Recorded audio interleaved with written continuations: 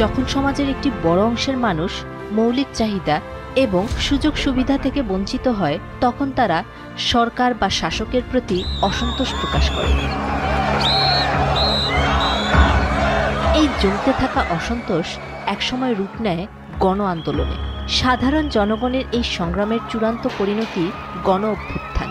যুগে যুগে এই গণ অভ্যুত্থানের মুখে পরাজয় বরণ করেছে শাসক ও শোষকেরা। কিন্তু এরপর কি ঘটেছে এসব দেশের ভাগ্যে? 21 শতকে বিশ্বজুড়ে ঘটে যাওয়া কিছু গণ অভ্যুত্থানের কথাই জানবো এবার।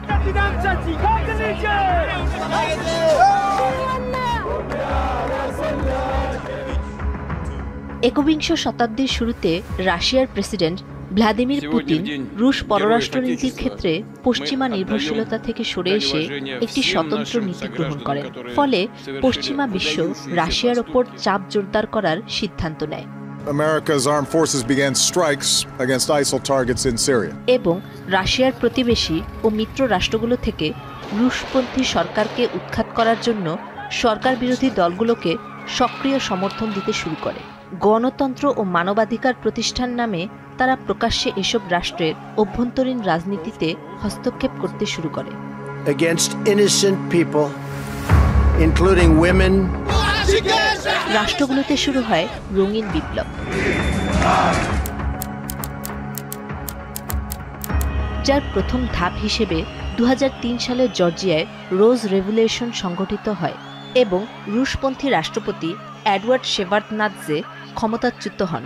দেশটিতে সোভিয়েত যুগের নেতৃত্বের অবসান হয়। দীর্ঘমেয়াদী মার্কিন পরিকল্পনায় রোজ রেভলিউশনের 3 বছরে বিদেশি আর্থিক সহায়তা কমতে শুরু করে। পরবর্তীতে বিদেশি রাষ্ট্র এবং সংস্থাগুলো জর্জিয়ার অভ্যন্তরে এনজিও এবং বিরোধী দলগুলোকে আর্থিক সহায়তা দিতে থাকে।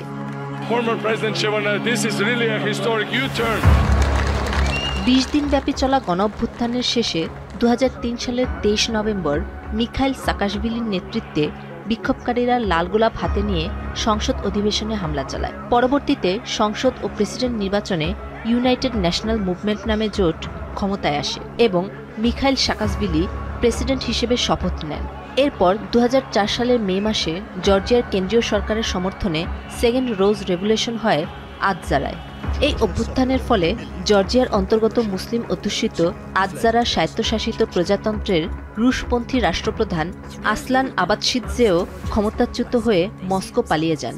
তবে পশ্চিমাপন্থী হিসেবে সমালোচিত মিখাইল সাকাশভিলি দেশের অর্থনীতির উন্নতি করতে সক্ষম হয়েছিলেন। তিনি ব্যাংকিং খাতকে 40% সম্প্রসারণ করে বিদেশি বিনিয়োগ $3 বিলিয়ন উন্নীত করেন। 2004 থেকে 2013 সাল পর্যন্ত জর্জিয়ার রাষ্ট্রপতি ছিলেন মিখাইল সাকাশভিলি।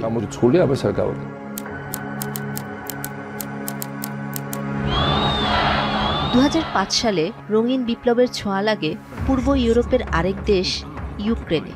প্রশ্নবিদ্ধ নির্বাচনের ফলে সরকার বিরোধী আন্দোলনের সূচনা হয়, যা অরেঞ্জ রেভলিউশন নামে পরিচিত। 2004 সালের শেষের দিকে প্রেসিডেন্সিয়াল নির্বাচনে জয়ী হন রুশপন্থী ভিক্টর ইয়ানুকোভিচ। নির্বাচনের পরই ইউক্রেনে বিক্ষোভ শুরু হয়। দাবি ওঠে ফলাফল বাতিল করে নতুন করে নির্বাচন দেওয়ার। বিরোধীদের ক্রমাগত আন্দোলনের মুখে পদত্যাগ করেন ভিক্টর ইয়ানুকোভিচ। নতুন নির্বাচনে বিপ্লবপন্থীরা জয়ী হলেও ইউক্রেনের সংকীর্ণ রাজনৈতিক সংস্কৃতিতে কোনো পরিবর্তন আনতে পারেনি।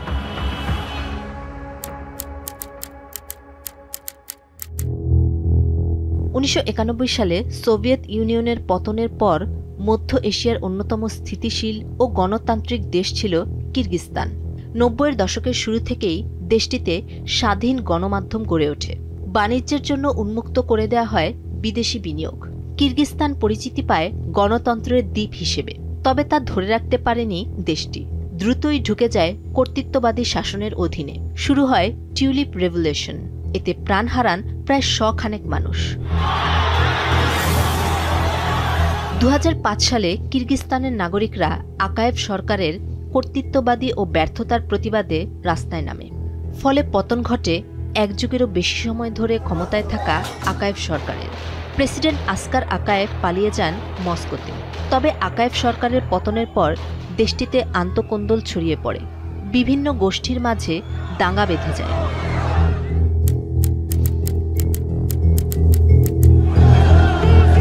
বিপ্লবের স্ফুলিঙ্গ ছড়িয়ে পড়ে আরব দেশগুলোতেও। 2010 থেকে 2015 সাল লাখো নিরীহ জনতার রক্তের বিনিময়ে লেখা হয় আরব বসন্তের করুণ ইতিহাস।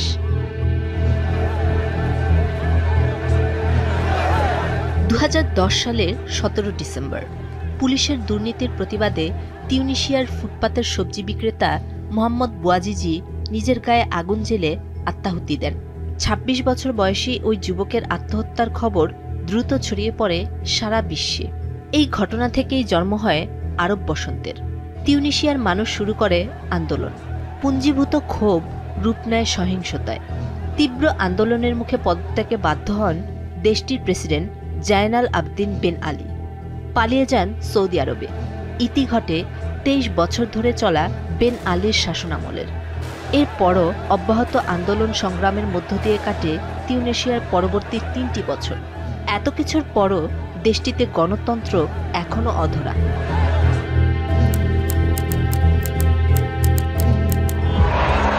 2011 সালের ফেব্রুয়ারিতে তুমুল গণ আন্দোলনের মুখে ক্ষমতাচ্যুত হন মিশরের প্রেসিডেন্ট হোসনি মোবারক। কিন্তু তিনি ক্ষমতাসীন থাকা অবস্থায় আন্দোলনকারীদের দমনে ব্যাপক ধরপাকড় চালান। অ্যামনেস্টির মতে নিরাপত্তা বাহিনীর সঙ্গে সংঘর্ষে তখন অন্তত 800 আন্দোলনকারী নিহত হন এবং 6000-এরও বেশি লোক আহত হন। হোসনি মোবারকের পতনের পর দেশটিতে গণতান্ত্রিকভাবে প্রথমবারের মতো নির্বাচিত হন মুসলিম ব্রাদারহুডের নেতা মোহাম্মদ মুরসি। তবে গণতন্ত্রের সেই ধারাবাহিকতা আর থাকেনি। তাকে ক্ষমতাচ্যুত করে সেনা সমর্থন নিয়ে ক্ষমতাসীন হন সাবেক সেনাপ্রধান আবদেল ফাত্তাহ আল সিসি। সিসির ক্ষমতায় আরোহণকে কেন্দ্র করে আবারও উত্তাল হয়ে ওঠে মিশর। তবে বেশ শক্ত হাতে পরিস্থিতি সামাল দেন সিসি। মুরসি সহ মুসলিম ব্রাদারহুডের অনেক নেতাকে বন্দী করা হয়। এসব বন্দির মধ্যে শত শত ব্যক্তিকে মৃত্যুদণ্ডও দেয়া হয়। এই তালিকায় আছেন দেশটিতে প্রথমবারের মতো গণতান্ত্রিকভাবে নির্বাচিত প্রেসিডেন্ট মুরসিও।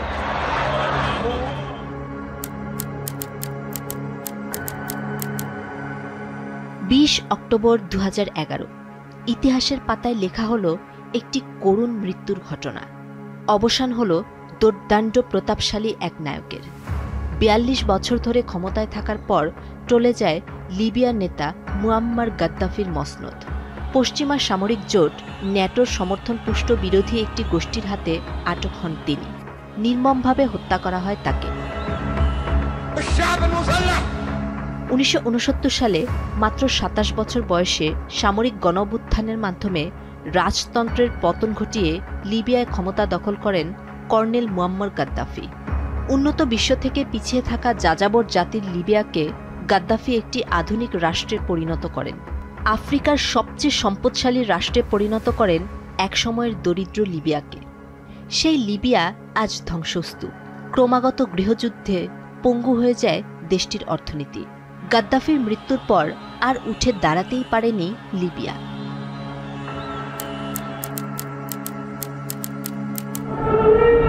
আরব বসন্তের ঢেউ ইয়েমেনে পৌঁছাতে বেশি সময় নেয়নি। 90-এর দশক থেকে দেশটির সরকার ব্যাপকভাবে দুর্নীতিগ্রস্ত হয়ে পড়ে।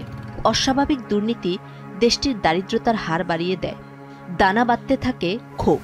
2011 সালে 3 দশকেরও বেশি সময় ধরে ক্ষমতায় থাকা রাষ্ট্রপতি আলী আবদুল্লাহ সালেহকে অপসারণের জন্য আন্দোলনের শুরু হয়।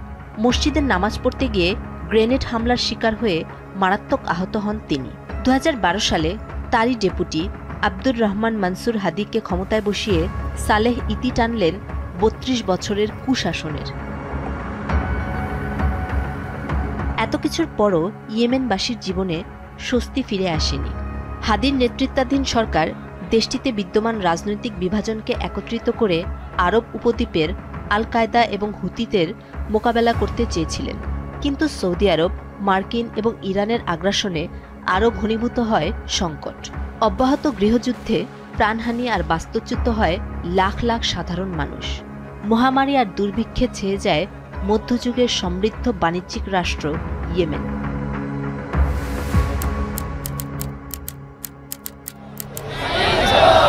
There is no gas, there is nothing. We want to get rid of these corrupted politicians. বিপ্লবের উত্তেজনা দেখা দেয় এশিয়াতে। অর্থনীতির অব্যবস্থাপনা এবং তীব্র মুদ্রাস্ফীতির সঙ্গে দৈনিক বিদ্যুৎ বিভ্রাট, জ্বালানি ও নিত্য প্রয়োজনীয় জিনিসপত্রের দাম বৃদ্ধি এবং ঘাটতির কারণে 2022 সালের মার্চ মাস থেকে উত্তাল হয়ে ওঠে শ্রীলঙ্কা। বিক্ষোভকারীরা রাষ্ট্রপতি গোটাবায়া রাজাপাকসের পদত্যাগের দাবি জানায়। বেশিরভাগ বিক্ষোভকারী কোনো রাজনৈতিক দলের সঙ্গে যুক্ত ছিলেন না। অব্যাহত অবরোধ, ধর্মঘট ও বিক্ষোভের মুখে 12 জুলাই পদত্যাগ করেন রাষ্ট্রপতি গোটাবায়া রাজাপাকসে। বিমান বাহিনীর বিমানে করে দেশ ছেড়ে মালদ্বীপ চলে যান। অধ্যত্বের বিরুদ্ধে মানবীয় এক গণ অভ্যুত্থান ঘটায় শ্রীলঙ্কার সাধারণ জনতা। 2024 সালে এসে অনেকটাই ঘুরে দাঁড়িয়েছে দেশটি। 2 বছর আগে যে চরম অরাজক পরিস্থিতির সৃষ্টি হয়েছিল, সেখান থেকে স্থিতিশীল হচ্ছে শ্রীলঙ্কার অর্থনীতি।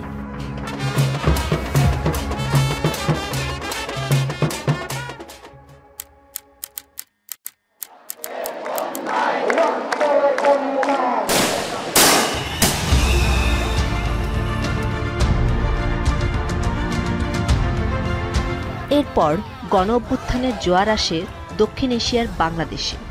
2024 সালের জুলাইয়ে বিভিন্ন বিশ্ববিদ্যালয়ের শিক্ষার্থী ও চাকরি প্রত্যাশীদের কোটা সংস্কারের জন্য শুরু হয় আন্দোলন।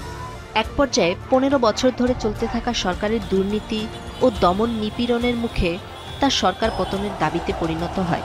ছাত্র জনতার আন্দোলনের মুখে 5 আগস্ট পদত্যাগ করে পালিয়ে যান প্রধানমন্ত্রী শেখ হাসিনা।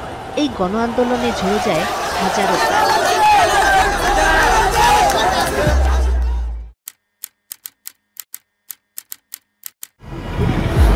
ইতিহাস আর প্রাচুর্যে ভরপুর মধ্যপ্রাচ্যের দেশ সিরিয়া। 2011 সাল থেকেই এখানে চলছে রক্তক্ষয়ী গৃহযুদ্ধ। টানা 5 দশকেরও বেশি সময় ধরে সিরিয়া শাসন করছেন আল আসাদ পরিবার। 1971 থেকে 2000 সাল পর্যন্ত সিরিয়ার প্রেসিডেন্ট ছিলেন হাফিজ আল আসাদ। 2000 সালে তার মৃত্যুর পর ক্ষমতায় অধিষ্ঠিত হন ছেলে বাশার আল আসাদ। টানা 24 বছর ধরে প্রেসিডেন্ট পদে ছিলেন রাশিয়া ও ইরানের মদতপুষ্ট বাশার আল আসাদ। বাশার আল আসাদের শাসন কাঠামোর বিরুদ্ধে জনগণ, বিশেষ করে দেশটির বেকার তরুণরা প্রতিবাদী হয়ে ওঠে। আন্দোলন দমনে সরকারের আগ্রাসনে রাজপথে রক্ত ঝরে, অশান্তি ও সংঘাত ছড়িয়ে পড়ে দেশ জুড়ে। এরপর সিরিয়া সংকটে একে একে জড়িয়ে পড়ে আঞ্চলিক বিদ্রোহী শক্তি থেকে বৈশ্বিক পরাশক্তিগুলো। সম্প্রতি বিদ্রোহী গোষ্ঠী হায়াত তাহরির আল শাম দখল করে নেয় সিরিয়ার বিভিন্ন শহর। 8 ডিসেম্বর দামেস্কে ঢুকে পড়ে বিদ্রোহীরা। দামেস্ক ছেড়ে মস্কো পালিয়ে যান প্রেসিডেন্ট বাশার আল আসাদ। এই বিদ্রোহীদের প্রত্যক্ষ মদতদাতা যুক্তরাষ্ট্র এবং তুর্কি।